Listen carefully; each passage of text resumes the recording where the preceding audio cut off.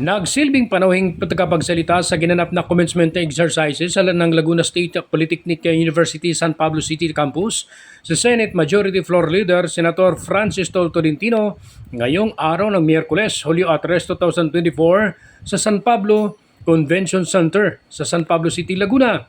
Sa mensahe ni Senator Tolentino, kanyang binati ang mga nagsipagtapos sapagkat dumating na ang panahon na mag-aani ng bunga ng pagsisikap, tiyaga at walang humpay na pagpupunyagi. At sa pagharap sa bagong kabanata ng buhay ay dala ang karunungan at kahusayan na kuha sa naturang paaralan. Ang kalidad niya ng edukasyon na natanggap ng mga nagsipagtapos mula sa institusyong ito ay nagsilbing tuntungan upang hubugin ang kakayahan at mga prinsipyo na magiging gabay sa pag-abot ng tagumpay at pag-unlad ng ating bansa. Umaasa ang opisyal na sa pamamagitan ng makabago at masiglang kaisipan, matibay na integridad at walang kapantay na dedikasyon sa kausayan ng mga nagsipagtapos ay makakagawa ng landas patungo sa matatag at maunlad na kinabukasan. Gayon din umaasa si Tolentino na ang edukasyong natamo ng mga nagsipagtapos ay magsisilbing liwanag na magpapaalab ng pag-asa at inspirasyon sa iba at magtataguyod ng isang kultura ng kaalaman at pag-unlad.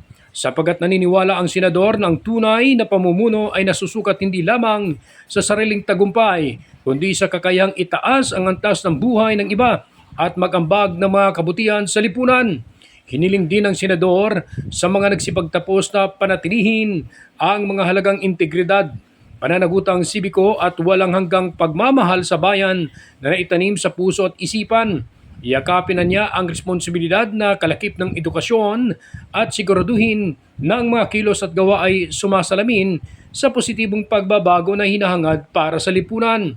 Samantala, pagkatapos dumalo sa naturang programa, kaagad na nagtungo si Senador Tolentino sa Carmona Town Plaza sa lungsod ng Carmona upang ipamahagi ang tulong pinansyal sa 6 na daang benepisyaryo ng Aid to Individuals in Crisis Situation mula sa Department of Social Welfare and Development.